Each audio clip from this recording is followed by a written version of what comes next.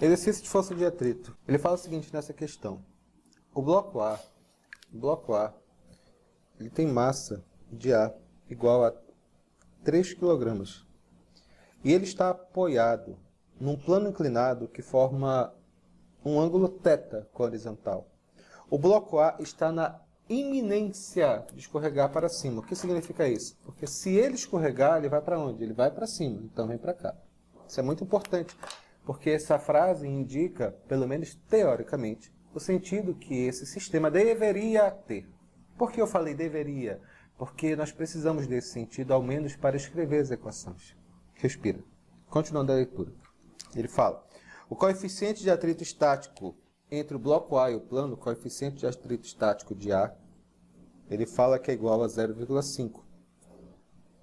Considere o fio e a polias ideais. Determine nessas condições quanto que vale o peso de B, sabendo que o seno de θ é igual a 0,6 e o cosseno de θ é igual a 0,8. E considere gravidade.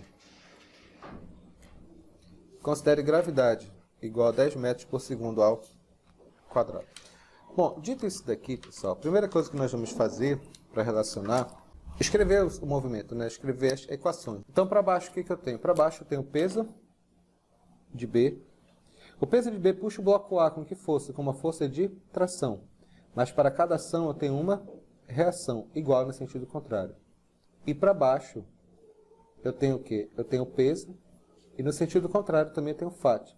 Por que eu coloco o peso para cá? Lembra que eu já falei isso nas questões anteriores, é apenas um artifício matemático que eu uso. E o FAT é contrário ao movimento, sempre paralelo ao plano de apoio. Vamos escrever essas equações.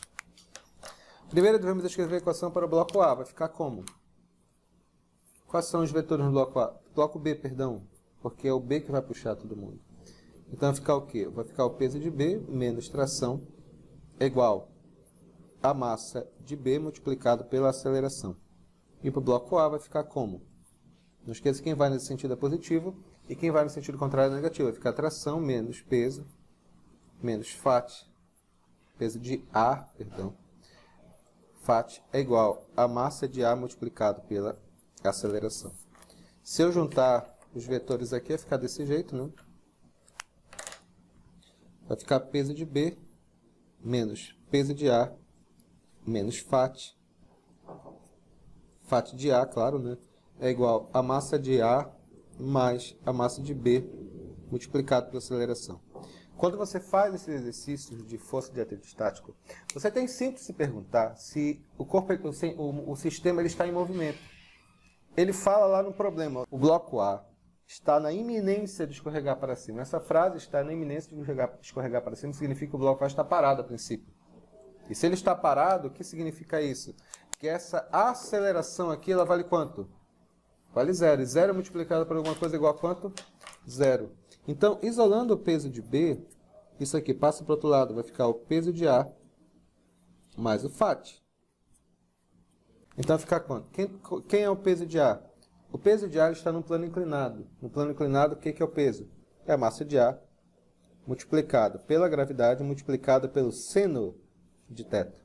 Então, o que vai ser o peso de A? Vai ser a massa de A, que vai ser quanto? 3 kg, multiplicado pela gravidade, que é quanto? Gravidade que é 10, multiplicado pelo seno do ângulo, que ele falou ser 0,6. Portanto, esse peso de A vai ser igual a quanto? Esse peso de A vai ser igual a 30 multiplicado por 0,6. Isso aqui vai ser igual a 18 newtons. Quem é o FAT? Mesmo raciocínio. FAT de A em um plano inclinado, o que vai ser?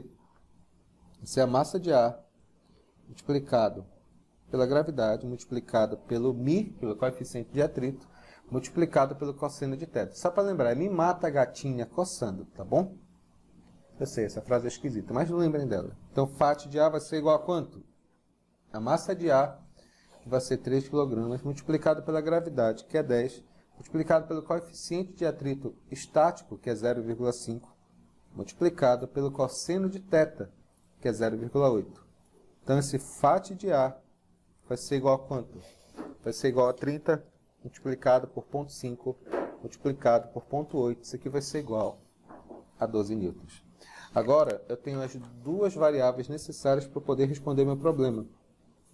Tenho as duas variáveis necessárias para responder meu problema. Então, só para acabar, vai ficar como? Peso de B é igual ao peso de A. Quanto que é o peso de A? O peso de A eu já calculei 18 newtons.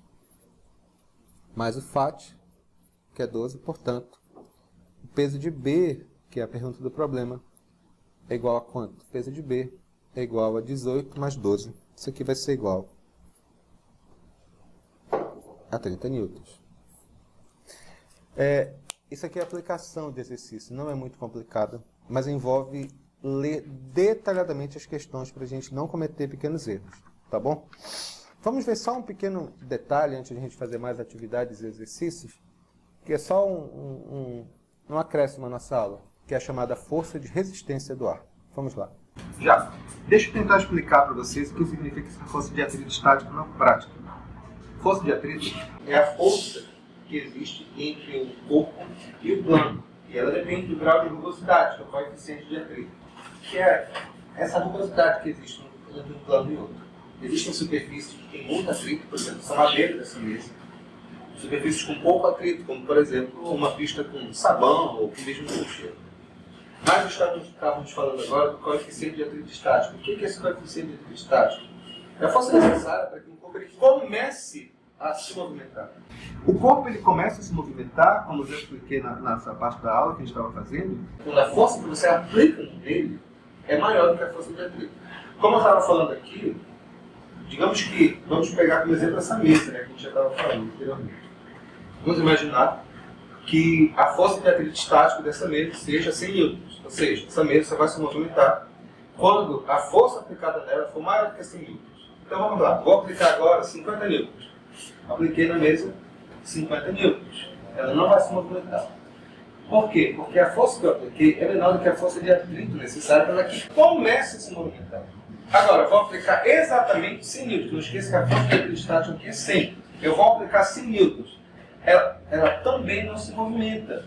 Mas só que nesse caso acontece um detalhe muito interessante. Nós dizemos que ela está na tendência de se movimentar. Qualquer coisinha, qualquer variação mínima da força vai fazer entrar em movimento.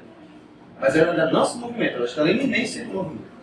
Agora, eu vou aplicar uma força de 101 newtons. Quando eu aplicar essa força de 101 newtons, efetivamente a mesa começa a se movimentar. E o atrito estático agora não existe mais, existe o atrito dinâmico, que nós temos usado no cálculo. Então, o atrito estático ele vai se aplicar quando o corpo estiver parado. Quando o corpo estiver parado. E o atrito dinâmico vai se aplicar nos casos que ele estiver efetivamente se movimentando. Naturalmente, quando a gente fala de atrito estático dos problemas, ele vai pedir os casos de movimento uniforme quando ele estiver efetivamente parado, tá bom? Na próxima parte, nós vamos fazer vários exercícios para fazer essa aplicação. Vamos fazer isso agora.